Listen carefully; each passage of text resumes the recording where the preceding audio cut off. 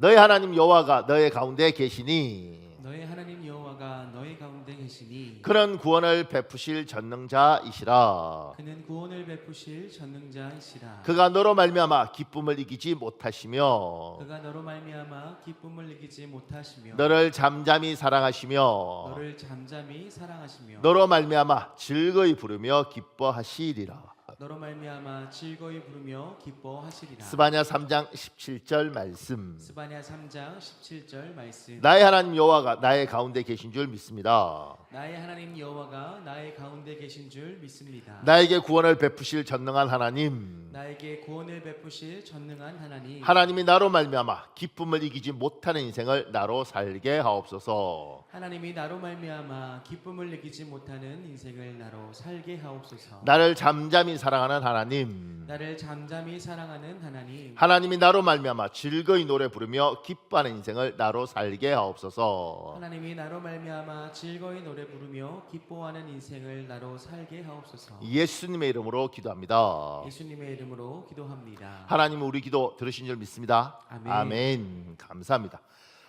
오늘 말씀을 읽기 시작했습니다. 마태복음 4장은 예수님이 제자들을 부르는 장면입니다. 18절에 예수님은 베드로와 안드레를 만납니다. 21절에 예수님은 야고보와 요한을 만납니다. 이 장면을 통하여 오늘 우리에게 말씀하는 하나님의 음성을 듣는 시간을 가지겠습니다. 마태복음 4장은 예수님이 제자들을 찾고 제자들을 만나는 거예요. 그 유명한 베드로, 요한 이 사람들을 만나는 겁니다. 이 장면을 통해서 하나님 우리에게 무슨 말씀하시나 그걸 듣는 거예요. 그 밑에 1번에요. 하나님은 하나님에게 필요한 그 사람이 아니라 그 사람에게 하나님이 필요한 사람을 찾으십니다. 문장이 약간 어려워요. 설명을 하겠습니다. 그 밑에 동그라미 몇 번에요. 구약을 보면 하나님은 자기 사람을 찾으십니다. 그리고 항상 그 사람이 하나님을 찾기 이전에 하나님 먼저 그 사람을 찾아갑니다. 아브라함의 경우를 보십시오. 모세의 경우를 보십시오. 다윗의 경우를 보십시오. 그 밑에요. 신약 성경을 보면 성자 하나님이신 예수님이 자기 사람을 찾으십니다. 그런데 구약 시대와 차원이 다릅니다. 그 밑에요. 예수님은 성자 하나님이십니다. 이 뜻은 성부 하나님이나 성령 하나님처럼 창조주 하나님이란 것입니다. 성부 하나님 옆에 계셨던 성자 하나님이 하늘 보좌를 버리고 사람으로 오셨습니다. 이것을 성육신이라고 부릅니다. 영어로 인카네이션이라고 부릅니다. 우리 히브리서 12장 2절, 빌립보서 2장 6절에 있습니다. 여러분 읽어보십시오. 시작. 믿음의 주요 또 온전하게 하시는 이인 예수를 바라보자. 그는 하나님 보좌 우편에 앉으셨느니라. 그 밑에요. 예수님은 밑에요. 좀 미안합니다. 빌립보서 2장 6절 여러분 6절 8절 여러분 읽으십시오. 시작. 그는 근본 하나님의 본체시나 사람의 모양으로 나타나사 십자가에 죽으심이라. 예수님은 사람으로 오셔서 여러 가지 일을 하셨습니다. 그 중에서 눈에 띄는 일은 사람을 찾으시는 것입니다. 제자를 찾으십니다. 당시 유대 문화는 제자들이 스승을 찾습니다. 스승이 제자들을 찾아다니지 않습니다. 그런데 성자 예수님은 제자를 찾습니다. 보세요. 지금 구약에도 그렇고 신약에도 그렇고 성경을 보면 하나님은 사람을 찾습니다. 자기 사람을 찾아요. 이 사람이 자기를 찾는 게 아니라 하나님이 이 사람을 찾습니다. 그래서 아브라함 같은 경우도 하나님 믿지 않고 갈대아 우르라는 곳에 살 때 굉장히 부흥하고 발달했지만 죄가 많은 그곳에서 우상을 섬기며 살 때 하나님이 찾아가서 아브라함을 만나세요. 여기를 떠나서 본토 친척 아비 집을 떠나서 내가 너에게 지시할 땅으로 가라 이렇게 이야기하죠. 하나님이 이렇게 찾아가는 겁니다. 모세가 80살에 시내산에서 양치면서 모든 걸 잊고 살 때 하나님이 찾아가서 내 민족을 구원하는 사람으로 내가 너를 쓰겠다고 찾아가시는 겁니다. 하나님은 사람을 찾으시고 사람이 하나님을 찾기 전에 미리 찾으시는 거죠. 이게 이제 하나님은 끊임없이 구약에도 신약에도 사람을 찾으시더라. 자기 사람을 찾으시더라. 그런데 신약은 차원이 좀 다른 것이 뭐냐면 우리는 성부, 성자, 성령 삼위 하나님을 믿잖아요. 그러니까 하나님은 한 분이시라고 이야기하면서 성자 하나님, 성부 하나님, 성령 하나님 이렇게 이야기하니까 이게 굉장히 복잡스럽고 이해가 안 돼요. 그래서 신학대학원에 가서 삼일체 한 학기를 신론이라는 걸 배우는데 삼일체를 배울 때마다 결국 교수도 학생도 믿음으로 받아들이는 거 외에는 방법이 없음에도 불구하고 우리가 최선을 다해서 설명을 합니다. 그리고 사람은 이해시켜 달라고 이야기하는데 이해할 수 없다. 그래서 이제 마지막으로 하는 이야기가 이거죠. 네가 비행기가 어떻게 나는지 다 이해하고 타느냐. 근데 타면 날아가지 않냐. 하나님은 한 분이시고 성부와 성자와 성령으로 존재하신다. 근데 이제 설명을 제가 지금까지 이해한 가장 좋은 설명은 성부 하나님, 성자 하나님, 성령 하나님, 하나님은 성부 하나님도 계시고 성자 하나님도 계시고 성령 하나님도 계신데 이 세 분이 사랑 안에서 결합이 되셨어요. 그래서 구분할 수 없을 만큼 완전히 하나 된. 그래서 우리의 시각은 좀 다르잖아요. 남자가 부모를 떠나 여자와 둘이 하나가 되는 겁니다. 부부는 둘이 하나가 되는 거죠. 둘인데 하나라고 이야기하는 거예요. 그것처럼 성부, 성자, 성령은 셋인데 하나라고 이야기하죠. 그리고 이 세 분이 하나 된 건 사랑 안에서 완전히 결합한 것. 부부가 사랑 안에서 완전히 결합하면 하나처럼 어떻게 저 부부는 똑같아 이렇게 말하는 것처럼 이 사랑 안에서 완전히 하나가 되신 거죠. 그런데 그 중에서 성자 예수 그리스도는 창조주 하나님처럼 하나님이신 거예요. 제가 필리핀에서 좋은 경험을 했는데 캐톨릭인인데 이렇게 뭐 예배도 드리고 기도도 하고 자기 신실하다는 거죠. 그래서 제가 예수님이 하나님이야 그러니까 굉장히 놀라더라고요. 예수님이 하나님이야? 하나님은 하나님이고 예수님은 그냥 하나님의 아들 아니야? 그러니까 하나님의 아들은 하나님이야. 아니 하나님은 하나님이고 하나님의 아들은 그냥 사람이지. 하나님이야? 호랑이라는 게 어미 호랑이도 호랑이고 새끼 호랑이도 호랑이인 것처럼 호랑이야. 아버지 성부 하나님도 하나님이고 성자 하나님도 하나님이야. 하나님이야. 이렇게 설명을 했어요. 그러니까 그게 놀라더라고요. 제가 캐톨릭이 이렇게 믿는 건지 아니면 이 사람이 자기는 열심히 믿는다고 생각해서 믿었지만 믿음이 떨어지는 건지 그냥 그 생각을 했어요. 너무 놀라더라고요. 근데 혹여 오늘 이 자리에 또 놀란 사람이 있으면 걱정인데 예수님은 하나님이십니다. 창조주 하나님이시고 그걸 표현을 어떻게 하냐면 하나님 보좌 우편에 주님이 성자께서 계시다고 이야기하는 거죠.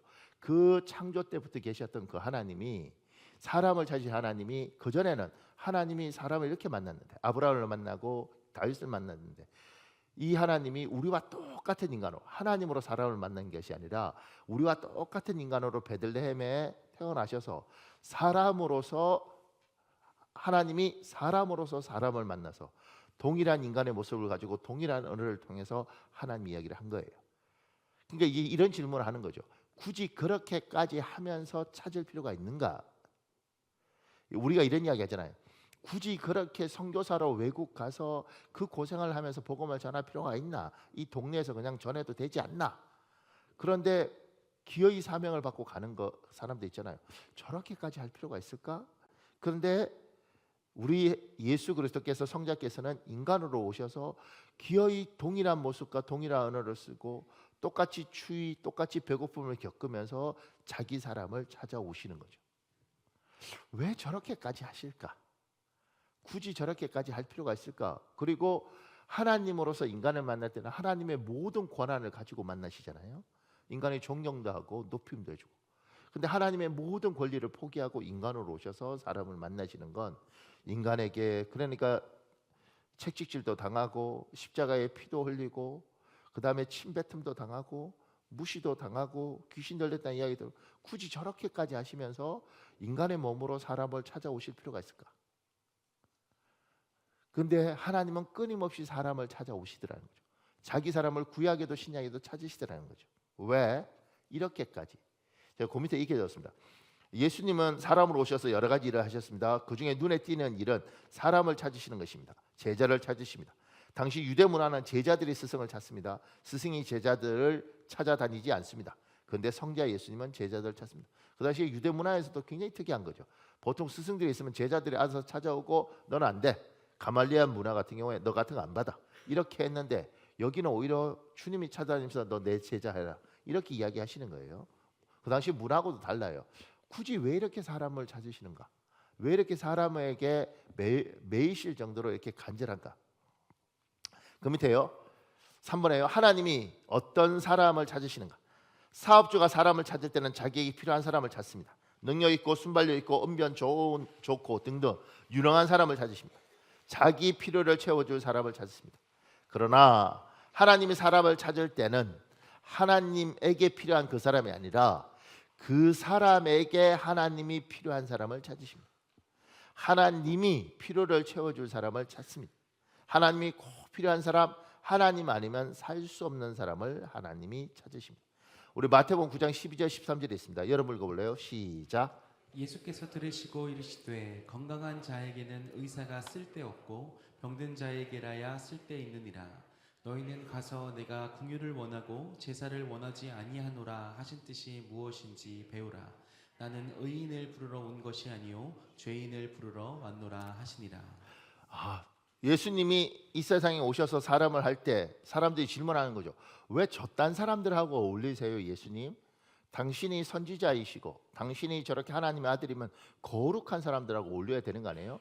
저런 아주 죄 많은 인간들하고 어울리는 건 문제가 있지 않아요? 이렇게 이야기할 때 주님이 병든 사람에게 의사가 필요하다 이렇게 이야기를 하시잖아요. 그게 주님이 인간을 다 대우하는 방법과 하나님이 인간을 대우하는 방법과 인간이 사람을 대우하는 방법은 다른 거죠. 사람은 사람을 찾습니다. 지금도 기업이든 뭐든 사람 찾지 않습니까? 어떤 사람을 찾냐면 내한테 필요한 사람을 찾는 거예요. 그래서 똘똘하고 유능하고 이 사람을 찾아 쓰죠. 필요 없으면 뭐요? 버리죠. 필요하면 쓰고 필요 없으면 버리고, 그러니까 내 중심으로 내가 필요한 사람을 찾아 쓰는 겁니다. 근데 주님은 이렇게 이야기해요. 나는 니들이 없어도 돼. 우리 중에 믿음 너무 좋은 사람들은 주님이 예수님이 내가 너 없으면 어떻게 살겠니? 이렇게 접근을 하니까 주님은 나 없으면 못 사시죠. 내가 원하는 거 다 들으세요. 이렇게 애기처럼 행동하는데 하나님은 우리가 없어도 돼요. 그분은 부족함이 없습니다. 이걸 이제 자족성이라고 그럽니다. 주님은 우리가 없어도 돼요. 그런데 사람을 기어이 찾으시고 사람들 중에 주님이 필요 없다는 사람이 아니라 하나님 나는 어떻게 살아요 할 때 꼭 하나님이 있어줘야 될 그 사람을 하나님 찾아서 가시는 거죠. 네 필요를 내가 채워줄게. 제가 보면 결혼해서 잘 사는 부부는 어떤 부부냐면 지금 애들은 잘 살기 어려워요. 이혼하는 게 당연합니다. 왜냐하면 기본적으로 남자를 고르고 여자를 고를 때 원칙이 뭐냐면 이놈이 내한테 필요한가 필요 없는가 이걸 결정하죠. 이렇게. 그러니까 내한테 도움될 사람을 찾아가니까 이 도움되는 게 떨어지면 서로 갈라질 수 있는 거죠. 그동안 정이 있어서 사는 거죠. 그러니까 기본적으로 내 욕구를 위하여 이 사람을 쓰기 위해서 결혼을 하는 거죠. 모든 결혼이 다 그런 거 아닙니다. 옛날에 어른들 보다 보면 결혼할 때 기본 자세 자체가 바뀌어서 내가 이 남자를 어떻게 도와줄까? 내가 이 여자를 어떻게 도와줄까? 이런 사람들 있죠. 결혼 자세 중에. 표정이 그런 사람이 어디 있다니까 우리가 그렇게 안 살아서 그렇지. 내가 이 남자를 어떻게 도와서 빛을 내줄까? 내가 이 사람에게 어떻게 해줄까? 이렇게 하는 사람들이 있단 말입니다. 그러니까 이 사람은 기본적으로 내 필요를 이 사람이 채우는 게 아니라 결혼 자체가 이 사람의 필요를 내가 채워주니까 잘 살 수밖에 없죠. 자기가 억울하다는 생각만 하지 않으면 내가 너한테 잘해줄게. 그리고 내가 어떻게든 너 도와줄게. 그리고 이 사람이 그 도와주는 걸 알고 참 고마운 사람이네. 어떻게 이렇게 내한테 잘해주나. 이러면서 둘이 살면 잘 사는 거예요. 근데 지금은 기본이 뭐냐면 내가 얘를 통해서 이익을 얻고 이익이 없고 자꾸 손해를 보는 것 같으면 내가 왜 살지? 이렇게 접근을 하니. 그러니까 도움이 서로 안 되면 갈라서는 거죠. 이게 계약인 거죠. 근데 우리의 기본적인 것이 이 사람을 내가 어떻게 도와줄까? 어떻게 할까? 이러면 이 부분은 잘 살 수밖에 없습니다. 기본적으로 헌신하고 어떻게든 희생하고 근데 이 사람한테 모질게 하는 게 사람이겠어요. 근데 주님이 우리에게 접근하는 방식이 그거라니까요. 내가 얘를 어떻게 도와줄까? 그러니까 교만하고 거만한 사람들 뭐 나 하나님 없어도 나 혼자 알아서 잘 살 수 있습니다. 이 사람은 하나님이 필요 없죠. 하나님 찾아가도 그들은 하나님 만나지도 않습니다. 그런데 정말 힘들어하는 사람에게 주님이 얘야 내가 너 도와줄게. 아무것도 바라지 않아. 일단 네가 잘 되기를 내가 원할게. 내가 너 도와줄게. 그래서 주님은 누굴 찾아가느냐면 하나님이 필요한 사람을 찾아가는 겁니다. 이게 기본 자세예요. 그래서 주님은 잘나고 똑똑한 사람들 나 주님 없어도 상관없어요. 뭐 주님이 있으면 좋겠죠. 그냥 내 액세서리 정도의 하나 그리고 뭐 필요하면 찾아보고 필요 없으면 버리고 이런 사람들에게 주님은 손을 내밀어도 그 사람들에게 주님은 가치도 없어요. 그런데 정말 세상에 멸시받고 천대받던 그런 사람들 중에 정말 나는 누구 하나 나 도와주는 사람 없나? 내 부모도 날 버렸는데 누가 나 도와주는 게 사람 없나? 이럴 때 주님이 내가 너 도와줄게. 왜요? 그냥 도와줄게. 그리고 주님은 자기가 도와줄 사람을 찾으십니다. 그러다 보니까 초대교회 구성원들이 어떻게 되냐면 상태가 안 좋아요. 보세요. 그 밑에요. 그래서 예수님 시대의 교회 구성원들은 세상에서 환영받지 못하는 사람들이 많았습니다. 그러나 예수님을 만난 그들은 세상 사람이 부러워할 만큼 인생이 변했습니다. 우리 고린도전서 1장 26절에서 29절에 있습니다. 여러분 읽어보세요. 시작. 형제들아 너희를 부르심을 보라. 육체를 따라 지혜로운 자가 많지 아니하며 능한 자가 많지 아니하며 문벌 좋은 자가 많지 아니하도다. 그러나 하나님께서 세상에 미련한 것들을 택하사 지혜 있는 자들을 부끄럽게 하려 하시고 세상에 약한 것들을 택하사 강한 것들을 부끄럽게 하려 하시며 하나님께서 세상에 전한 것들과 멸시받는 것들과 없는 것들을 택하사 있는 것들을 패하려 하시나니 이는 아무 육체도 하나님 앞에서 자랑하지 못하게 하려 하심이라. 그러니까 하나님이 보세요. 세상에 멸시받고 없고 천한 것들을 찾아가시는 거예요. 그들은 정말 누가 나 같은 걸 누가 도와주겠는가? 그런데 그들을 찾아가셨고 그들을 만나주시고 그들을 통해서 하나님 놀라운 일을 하시죠.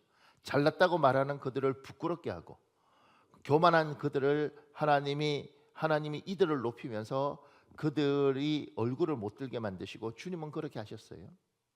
그래서 제가 밑에 이렇게 했었습니다. 아이들의 동화책 피터팬에서 피터는 베드로라는 뜻입니다. 패션 디자이너 앙드레 김의 앙드레는 베드로 형제 안드레의 뜻입니다. 스페인의 순례길 산티아고나 영화배우 제임스 딘의 산티아고나 제임스는 야고보입니다. 이탈리아 지오바니 영어의 존 요한입니다. 갈릴리 어촌 마을 사람들의 이름이 세계적인 이름이 되었습니다. 하나님이 사람들 중에서 정말 도움이 필요하고 간절한 사람을 주님은 찾으시고 찾아가십니다. 그리고 내가 너 도와줄게. 그래서 지금 갈릴리에 막말로 갈릴리의 뱃놈들 아닙니까? 글자를 알겠어요? 뭘 알겠어요? 그냥 거기서 고기 잡다가 그냥 죽는 겁니다. 그런 뱃사람을 찾아가서 지금도 갈릴리 가면 그 어부들이 있습니다. 그리고 그 키부츠가 있는데 키부츠가 커요. 거기 자원봉사 가면 고기잡이 배 타고 거기서 고물 뿌리고 배 잡는 고기 잡는다고요. 그러니까 그렇게 그냥 그 촌동네에서 그렇게 살다 죽는 거예요. 그런 아무것도 없는 그 무지랭이 같은 사람들을 주님이 찾아간 거죠. 대학자를 찾아가고 엄청나게 뛰어난 사람을 찾아가고 왕족을 찾아간 게 아니고 그들은 예수님이 필요 없고 하나님 필요 없어요. 자기 알아서 잘 살 거니까. 근데 정말 나 같은 거 누가 신경이나 쓰겠나 그 사람을 주님은 찾아갔고 그 찾아간 사람의 손을 잡고 주님이 그들을 통해서 놀라운 일을 하시는 거죠.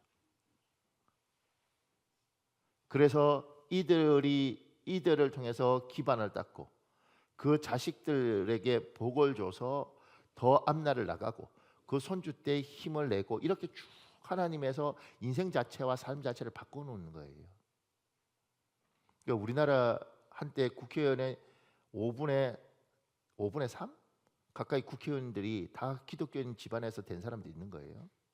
근데 문제는 조상들 통해서 복을 받았지 그 사람들이 믿음이 있는 사람들이 아닌 거죠. 교회를 다닐 뿐이지. 그러니까 정의롭게 살지 않고 거기서 법을 만들어도 지금 주님처럼 약한 사람을 돕고 이러지 않죠. 그냥 교회 다니는 집안에 태어난 거예요. 그리고 자기가 그냥 머리가 좋고 공부를 잘해서 그 자리에 올라간 건 줄 알죠. 하나님이 나를 복을 주셨구나.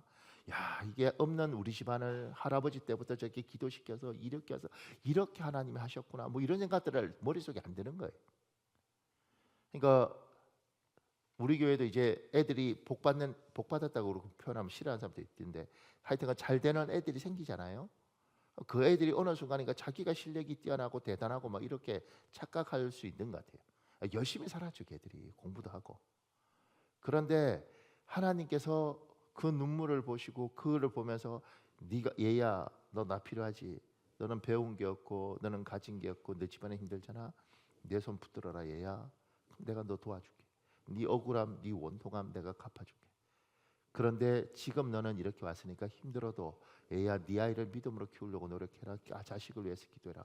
그럼 내가 이 아이 길을 통해서 너를 높여주기도 하고 너를 위로해주기도 하고 그리고 네가 부끄럽지 않도록 내가 만들어줄게. 그렇게 하면서 하나님 길들을 열어가는 거예요. 그리고 네가 지금 힘들어도 어렵지만 얘야 내 손 붙들고 꾸준히 따라오면 결국 내가 너에게 길을 열어줄 것이고 네가 초라하지 않도록 해주겠다. 하나님은 자기 백성에게 필요한 사람에게 찾아가서 손을 내밀고 그들을 돕고 그들 중에 하나님을 따라오는 사람에게 인생이 바뀌면서 예수 믿는 인생은 하나님 붙든 인생은 다르구나 이렇게 가는 거죠.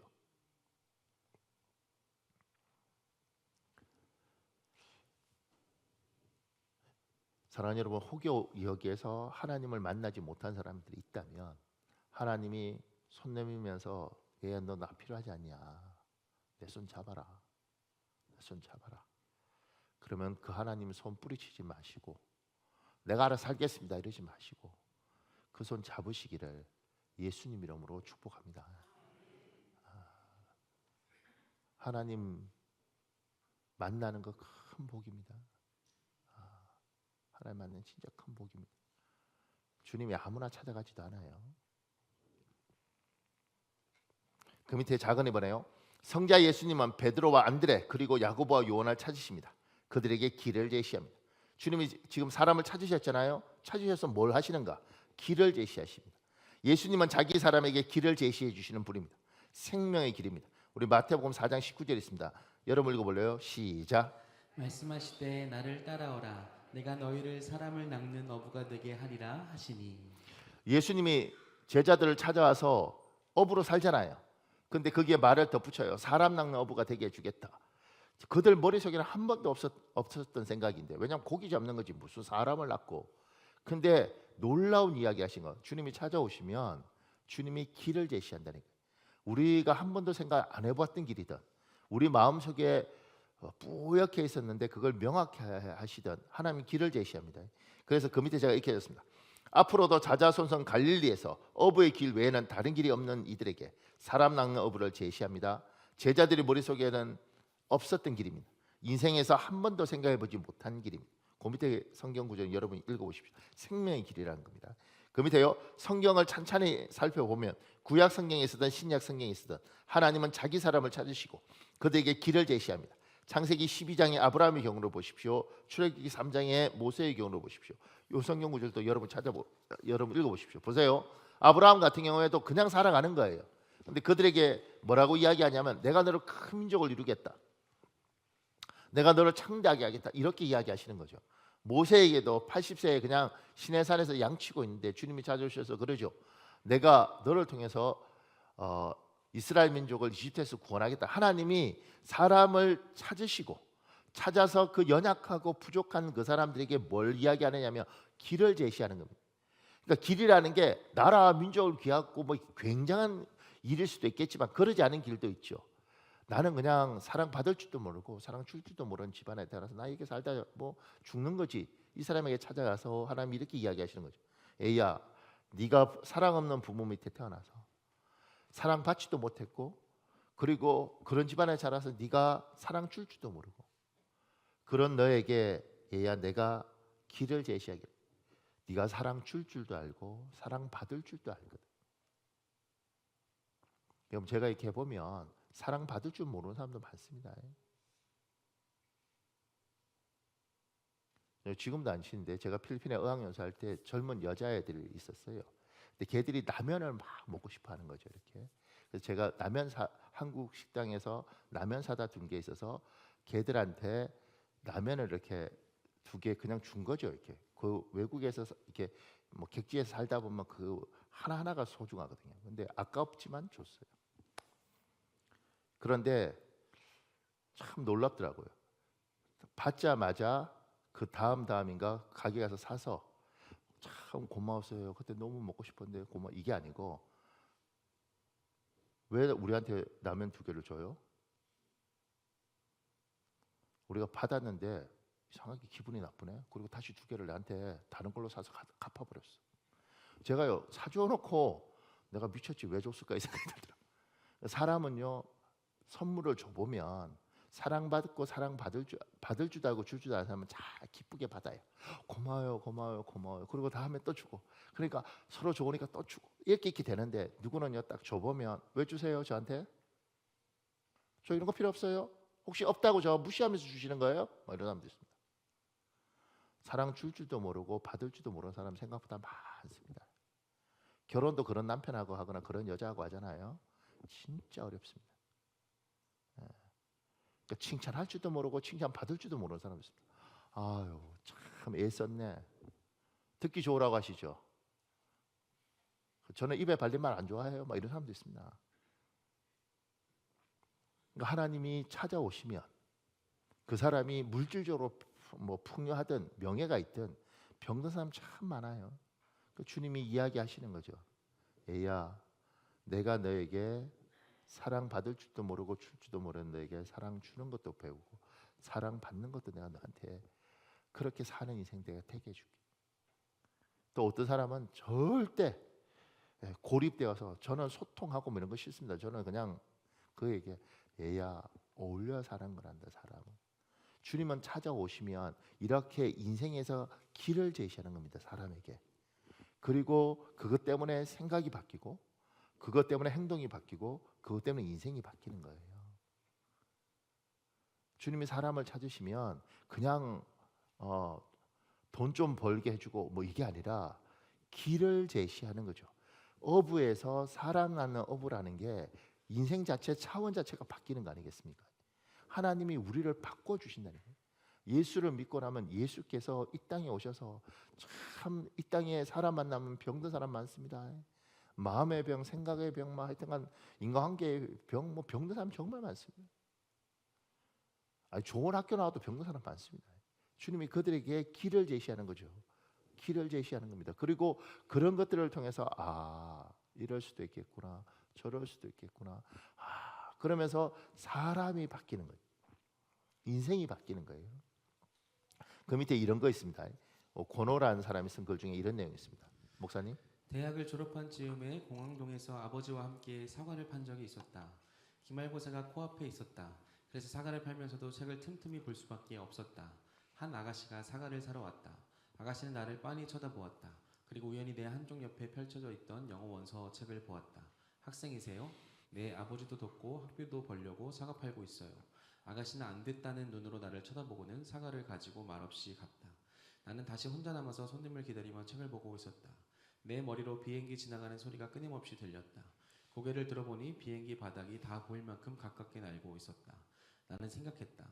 모두들 비행기를 타고 외국으로 떠나는구나. 나도 외국에서 공부하고 싶은데 유학 비용은커녕 학비도 없어서 이렇게 사과를 팔고 있구나. 고개를 떨구고 자기 연민에 빠져 있는데 하나님의 음성이 내 마음에 들려왔다. 권호, 힘들지? 내가 다 안다. 그러나 지금 훈련해야 한다. 지금 물질에 대해서 훈련받지 않으면 미래에 닥칠 더 큰 어려움을 이길 수 없다. 지금 이 과정을 이겨내지 못하면 미래에 주어질 축복을 받을 수 없다. 힘든 것 잘 안다. 그러나 견뎌라. 유학을 오기 전 수요예배 때 고별 설교를 했다. 향유를 깨뜨린 마리아에 관한 설교였다. 우리가 예수님을 진정 사랑한다면 우리의 가장 소중한 것을 드릴 수 있어야 한다는 내용이었다. 수요예배에 참석한 성도라면 향유 욕합에 대한 설교를 수없이 들었을 것이다. 또 부목사가 하는 설교이니 성도들이 그렇게 관심을 갖지도 않는 상황이었다. 예배가 끝나고 성도들과 인사를 나누는데 집사님 한 분이 잠시 보자고 하셨다. 집사님은 예배실 한 귀퉁이에서 조용히 내게 봉투에 담긴 뭔가를 건네셨다. 좋은 말씀 감사합니다. 이것이 제 옥합입니다. 예배 중에 하나님이 목사님께 주라고 하셨습니다. 집에 와서 열어보니 많은 금액의 돈이었다. 나는 놀라서 교회 전화부에서 집사님 이름을 찾아 전화를 드렸다. 너무 많은 돈이라 받을 수 없다고 말씀드렸다. 집사님은 웃으면서 말씀하셨다. 받으셔요. 성도의 진심을 받을 줄도 아셔야죠. 제가 적금을 타고 마침 가지고 있었는데 이게 제 옥합이었습니다. 이제 주님께 드립니다. 유학할 때 꼭 돈이 필요하실 때가 있을 겁니다. 그때 쓰세요. 전에 한 번도 만나보지 않은 분이셨다. 그런 분이 하필 젊은 목사가 고별 설교를 할 때 적금 탄 돈을 가지고 오셨다. 그 와중에 은혜를 받아서 적금 탄 돈이 자신의 옥합이라고 생각했다. 그래서 헌금하셨다. 이런 상황을 뭐라고 해야 하는가? 집사님의 도움으로 미국에서 첫 학비와 몇 달치의 집값을 낼 수 있었다. 정말 꼭 필요한 순간에 하나님께서 때에 맞는 은혜를 베풀어 주셨다. 제가 이런 거 읽어 드릴 때마다 하는 건 핵심을 제대로 파악해야 됩니다. 그러지 않으면 이거 보고 아 적금 타면 절대 교회 돈 갖고 오면 안 되겠다. 뭐 이렇게 핵심을 이상하게 파악할 수 있어요. 그러니까 보세요. 이 사람은 중학교 3학년 때 예수님을 믿었어요. 그러니까 집안에 뭐 어머니가 거의 보살이었다 그러는데 집안이 난리가 난 거죠. 그런데 가게가 이 집이 이제 망해버렸습니다.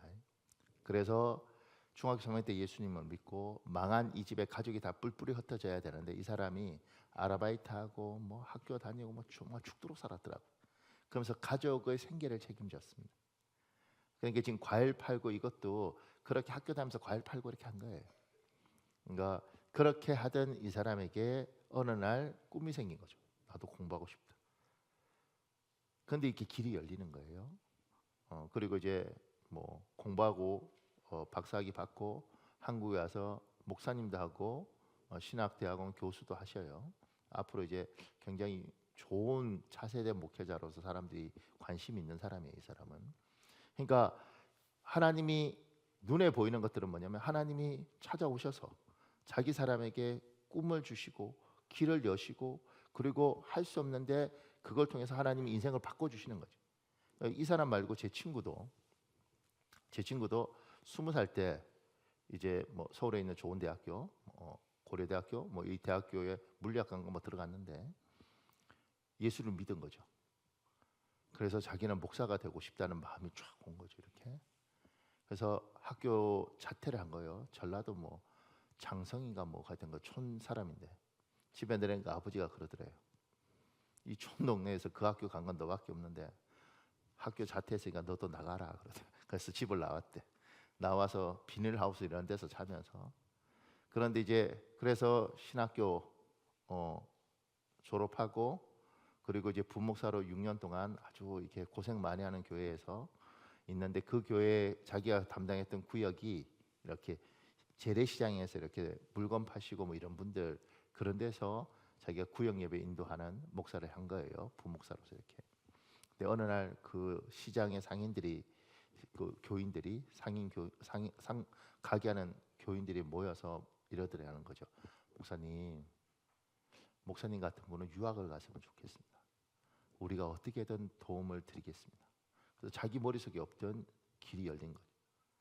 그래서 그 중에 한 할머니 권사님은 산에 가서 나물 뜯어서 시장에서 파는데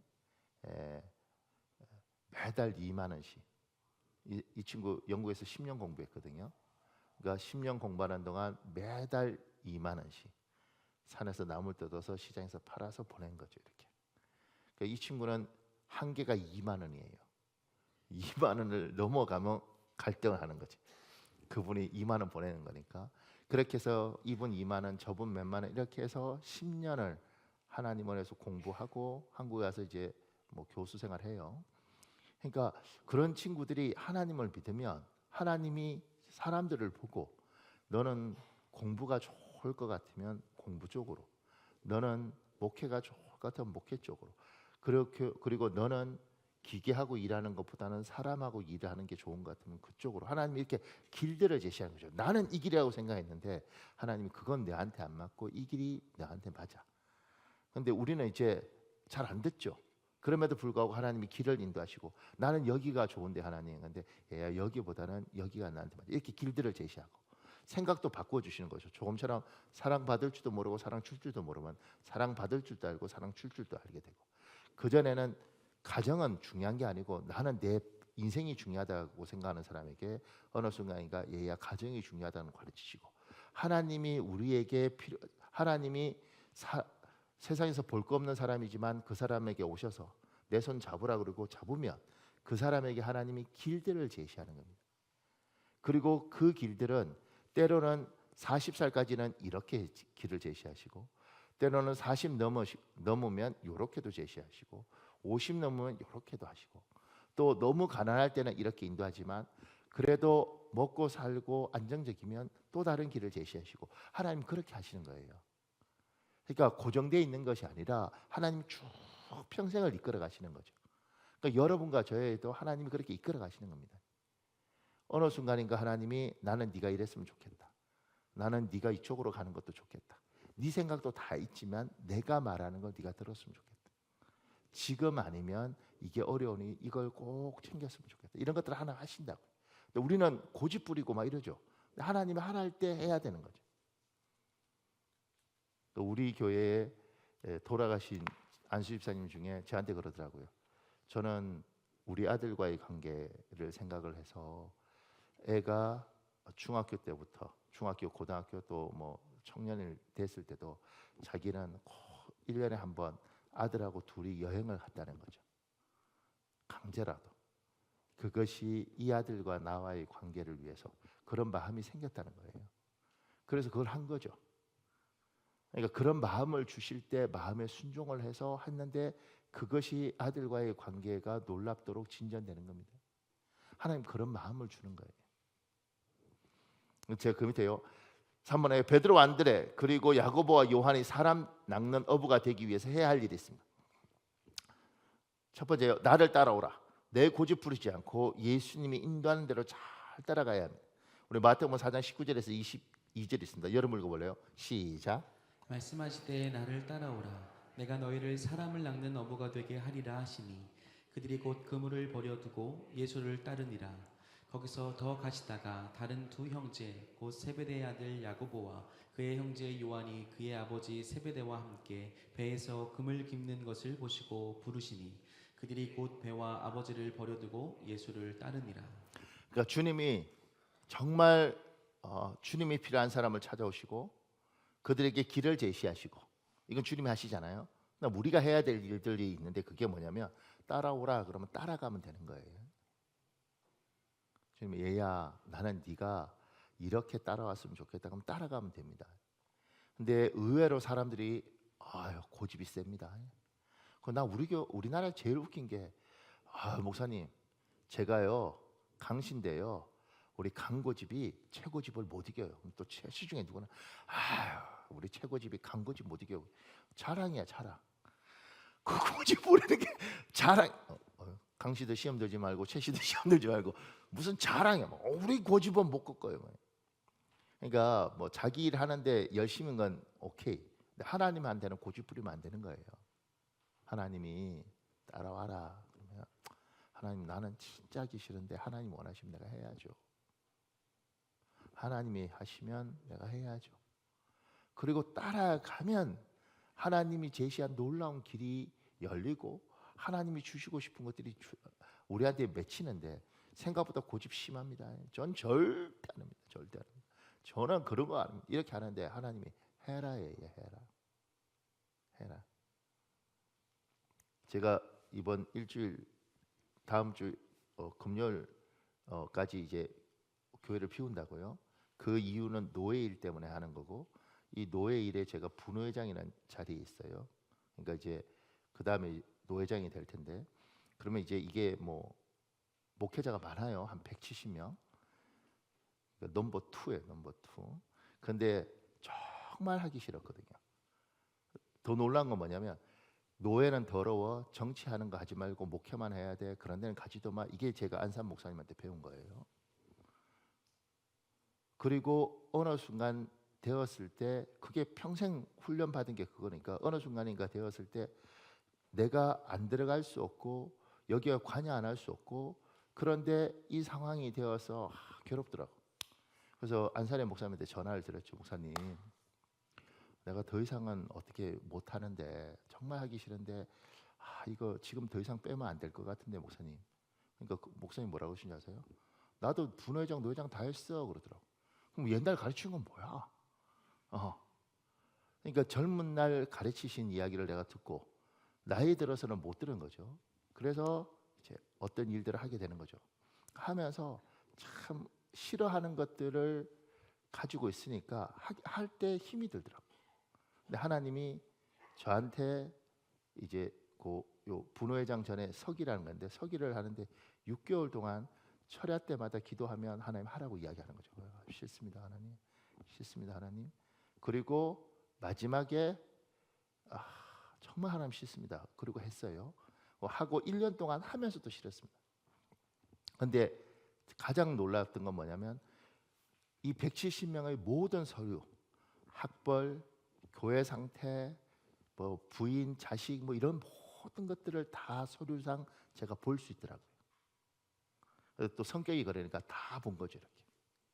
그래서 정말 많은 생각을 하게 되더라고요. 아, 하나님 이렇게 해서 나를 일부러 이 자리에 집어넣으셨구나. 그 되고 나니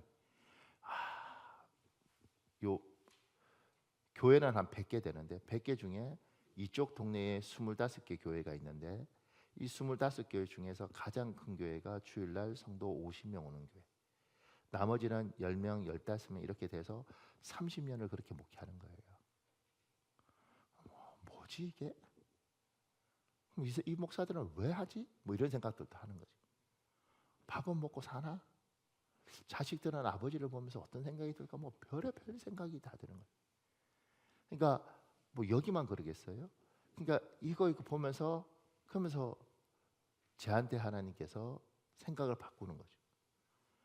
더럽고 목사들하고 어울리는 거 말고 교인을 사랑하고 네 교회, 우리 교회 이랬을 때 얘야, 복을 받으려면 니들이 그냥 이렇게 행복하게 그냥 니들끼리 따뜻하게 살려면 이렇게 살면 되고, 그런데 니들이 정말 큰 교회가 되고 복을 받으려면 이들을 돕겠다고 생각하면 내가 너의 교회에 부흥도 주고 복을 줄 거다.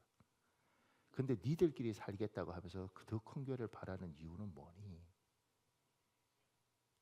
교회가 복을 받으려면 그 복을 흘러갈 수 있도록 하는 그릇이 되고 생각이 돼야지 복을 받는 거야. 저는 하나님 앞에 제가 직접 이렇게 들었습니다.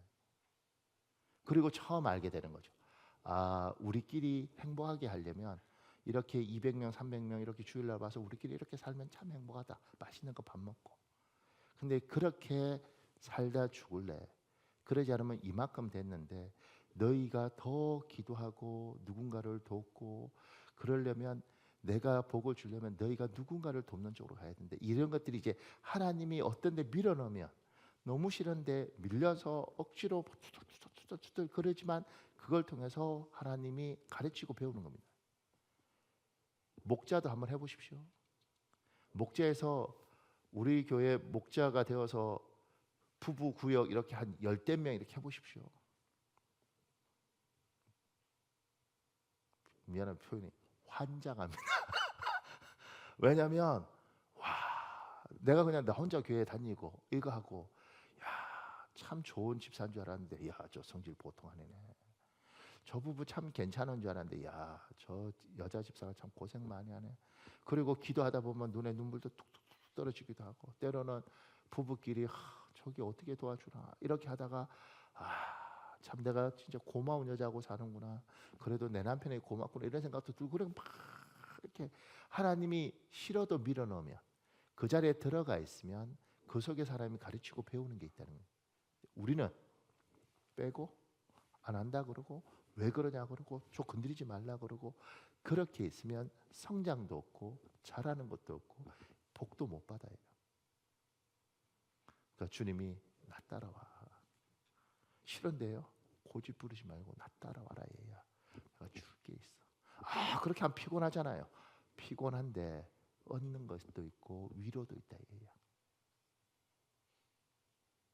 사랑하는 여러분, 주님이 여러분에게 길을 제시하고 따라오라 그러시면 고집 부리지 않고 잘 따라가시는 여러분 되시기를 예수님 이름으로 축복합니다. 고맙습니다. 그래서 제가 그 밑에요, 그물을 버려두고 예수님 인도를 잘 따라가면 버릴 것을 버려야 합니다. 그러니까 버리라는 거죠. 고집 버리고 난 절대 안 한다 그런 이야기도 버리고. 그 밑에요, 배와 아버지를 버려두고 정말 버리기 어려운 것이 있습니다. 그래도 버려야 합니다. 이것이 믿음입니다. 여기에 배도 버리고 그물도 버릴 수 있죠, 따라올 때. 그런데 아버지를 버리래. 말이 돼? 어떻게 버려? 버릴 수 없는 것을 하나님 버리라 그럴 때 그건 믿음입니다. 예, 알겠습니다. 하나님, 내가 도저히 버릴 수 없지만 하나님이 버리라면 제가 버리겠습니다. 그건 저분에 대한 믿음이에요. 버리면 저분이 채워줄 거라는 믿음, 저분이 책임져 줄 거라는 거예요. 그러니까 하나님 그러십니다. 내가 알아서 할 테니까 너 나 믿니? 예. 도저히 저는 믿음으로 버려. 그리고 따라와. 그러면 내가 너에게 길을 열어. 내가 너에게 주고 싶은 걸 줘. 지금 밑에 이런 글이 있습니다. 목사님. 내 앞에는 반드시 건너야 할 홍해와 같은 문제가 기다리고 있었다. 예수를 믿지 않는 아버지에게 졸업을 앞둔 아들이 한의사가 아닌 생뚱맞게 복음 전도자가 되겠다고 말한다면 아버지가 어떤 반응을 보일지는 충분히 예상되었다. 아버지는 졸업 후에 진로에 대해 힘없는 목소리로 물으셨다. 아무래도 그동안 내가 선교단체에 완전히 빠져 산 것을 아시기에 혹시나 하는 마음에 염려하시는 것 같았다. 나는 아버지의 충격을 조금이라도 덜기 위해 은근히 돌려서 말했다. 아버지, 아무래도 아버지의 기대에 부응하지 못할 것 같습니다. 이튿날 아버지는 아무 말씀도 없이 호련히 집을 나가셨다. 그동안 나는 선교단체에서 별나게 신앙생활을 하며 집에서 쫓겨나기를 반복했기 때문에 이번에도 쫓겨날 각오를 단단히 하고 예전처럼 잠시 집을 나갔다가 아버지의 화가 누그러질 때쯤 슬며시 들어와 아버지의 비위를 맞추면 이 위기를 잘 넘기리라 생각했다. 하지만 이번에는 상황이 달랐다. 아버지가 직접 집을 나가셨기 때문이다. 전혀 예상 밖의 상황에 부딪히자 나는 당황하지 않을 수 없었다. 하루 이틀이 지나도 아버지로부터 연락이 없었고 여기저기 전화하며 아무리 수소문을 해봐도 아버지의 행방을 도무지 알 수가 없었다. 아버지가 행방불명된 지 일주일이 지났을 때 우리 가족은 실종 신고를 심각하게 고려했다. 그런데 때마침 아버지가 무척 초췌한 모습으로 집에 들어오셨다. 몇 날 며칠을 못 드시고 못 주무신 것처럼 보였다. 아버지는 나를 보자마자 작고 떨리는 목소리로 말씀하셨다. 아들 없는 셈 치겠다. 내 인생이니 내가 원하는 대로 해라. 이때 아버지께서 하신 말씀은 지금도 눈을 감으면 귓가에서 맴돈다. 그 목소리의 떨림과 그 톤까지 그대로. 아버지는 아들에 대한 기대를 완전히 접으셨다. 아버지는 그동안 나를 집에서 쫓아내기도 하고 등록금을 내주지 않겠다고 협박하기도 하셨다. 한 번은 선교단체를 직접 찾아가 리더십과 언성을 높이며 싸우기도 하셨다. 그러나 그 어떤 방법으로도 하나님께 완전히 붙잡힌 아들의 고집을 꺾을 수 없었고 결국 아버지가 염려했던 최악의 상황, 즉 졸업을 앞둔 아들이 한의사의 길을 포기하고 복음 전도자가 되겠다는 폭탄 선언에 망연자실해져서 모든 것을 내려놓으신 것이었다. 그날 밤 나는 밤새 뒤척이며 한없이 흐느끼기만 했다. 자식에 대한 최소한의 기대마저 내려놓아야 하는 아버지의 심정 고통을 모르는 바 아니었고 그렇다고 해서 내가 하나님 앞에서 가르기로 확정한 복음 전도자의 길을 포기할 수도 없었기 때문이다. 부모님의 마음에 감당하기 힘든 상처와 아픔을 안겨드린 것 같아 내 마음은 한없이 무거워졌다. 잠 못 이루며 번민의 시간을 보내고 있을 때였다. 그 순간 하나님은 마가복음 10장 29절 30절 말씀을 통해 나를 찾아오셨다. 내가 진실로 너에게 이르노니 나와 복음을 위하여 집이나 형제나 자매나 어머니나 아버지나 자식이나 전토를 벌인 자는 현세에 있어 집과 형제와 자매와 어머니와 자식과 전토를 100배나 받되 박해를 겸하이 받고 내세의 영생을 받지 못할 자가 없느니라. 예수님을 믿어도 누구나 이렇게 살지는 않는다. 그러나 우리가 복음을 위해 살고자 한다면 아브라함이 본토 친척 아비 집을 떠날 때 겪은 동일한 아픔을 우리도 감내해야 한다. 하나님은 이 말씀을 통해 내 안에 부르심의 소망과 영생에 대한 확신을 더욱 새롭게 부어주셨다. 이 사람은 안 믿는 집안에서 예수 믿었지 않습니까? 그리고 이제 한의사라는 좋은 직업을 선택해야 되는데 선교사로 헌신을 했어요. 그래서 어디로 가냐면 이스라엘로 가는 거예요. 그러니까 아버지 갔으면 못을 받고 가죠. 괴로웠을 거예요. 정말 힘들었을 것이고. 그러니까 하나님이 가라 그러면 버리라 그러면 포기하고 가면 하나님 책임져 준다는 거 이건 믿음이에요. 믿음. 그래서 이스라엘 갔는데 이스라엘 가서 이 사람이 이스라엘에서 한의학을 공부합니다. 다시. 근데 재밌는 게 백인들은 침 넣고 이렇게 피 빼고 뭐 이런 거 부항도 그러잖아요. 그러면 아주 비위생적으로 봅니다. 뭐 저러나 이렇게. 근데 이스라엘은 이게 한의학 우리하고 똑같이 침 넣고 이거 한의학에 대한 존중이 있습니다. 이스라엘 사람은 그거 해요. 그래서 이스라엘 한의대를 들어가고 그리고 거기에서 약초 이런 걸 이렇게 그 한의는 그거잖아요. 그거 이렇게 하면서 성경의 식물, 성경의 동물, 성경의 문화 여기에 정통하게 됩니다. 그리고 한국에 들어올 때 그걸 자료를 다 정리해서 책을 쓰죠. 지금까지 누구보다도 탁월하게 쉽게 이스라엘의 문화와 동물, 식물, 습성 이런 것들을 설명합니다. 굉장히 많은 목사님들이 이 사람이 쓴 책을 가지고 있습니다. 그러면서 그 부모가 야, 너 어떻게 해? 이제 다 굶어 죽구나. 네가 의사를 포기하고 이게 뭐냐? 그 부모가 그게 싹 가셨죠. 오히려 자랑스럽죠. 너무너무 잘 됐죠. 많은 사람 앞에 영향력 있는 사람으로 바뀌어버렸습니다. 그러니까 하나님이 버리라 그러면 버려야 되는 겁니다. 버릴 수 없는 것도 우리 머릿속에는 도저히 버릴 수 없지만 하나님이 그것도 버려라. 그러면 이들이 그물과 배는 버릴 수 있죠. 아무리 재산상 손실이 나도 아버지는 버리면 안 되잖아요. 근데 아버지도 버리잖아요. 그럼 하나님 책임진다는 거예요.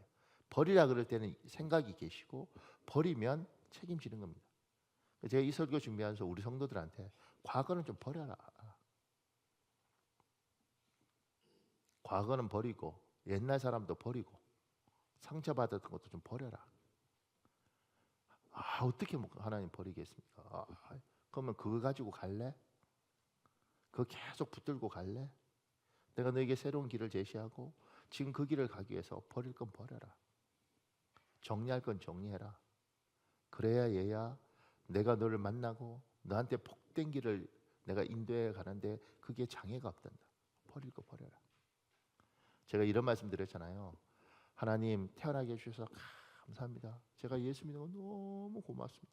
진짜 힘든 세상에 태어났는데 내가 예수 안 믿었으면 어떻게 할 뻔했습니까? 정말 이 세상 한번 살아볼 만한 세상이었습니다. 저는 우리 교회 성도들이 다 이 고백하시기를 예수님 이름으로 축복합니다. 그죠? 그러려면 주님을 만나고 그 주님이 인도하는 걸 따라가고 그 주님이 힘들지 어렵지 그렇지만 그건 놔라. 이제 잊고 그 다음에 더 이상 그런 이야기 하지 말고 그 상처 놓고 버려라. 그래야 산다. 그러면 하나님 내 힘으로 할 수 없으니 하나님 가져가십시오. 하나님 끊어주십시오. 분명한 건 내가 순종하겠습니다. 정리할 거 정리하고 버릴 거 버려야지. 그러지 않으면 계속 그것이 내 발목을 잡습니다. 아버지를 버렸어요. 버릴 수 없는 걸 버렸어요. 근데 하나님이 책임져 주시잖아요. 사랑하는 여러분, 이 시간에 우리 한 8분 정도 기도할 텐데 하나님 못 만난 사람이 있다면 주님 내 인생에도 찾아와 주십시오. 제대로 만나고 싶습니다. 하나님 사람을 찾는 하나님 나를 찾아주십시오. 그리고 우리들 중에 하나님 내 어머니를 찾아주십시오. 내 아버지를 찾아주십시오. 하나님 내 동생을 찾아주십시오. 그 기도하시고요. 두 번째 하나님 나를 찾아오신 주께서 나에게 복된 길을 하나님 제시해 주십시오. 어디로 가야 될지 잘 모르겠습니다. 어떤 선택을 해야 될지 잘 모르겠습니다. 하나님 나에게 주님 놀라운 길들을 좀 제시해 주십시오. 세 번째 하나님 뜻을 아는 사람들 주님 버릴 걸 버리게 해주십시오.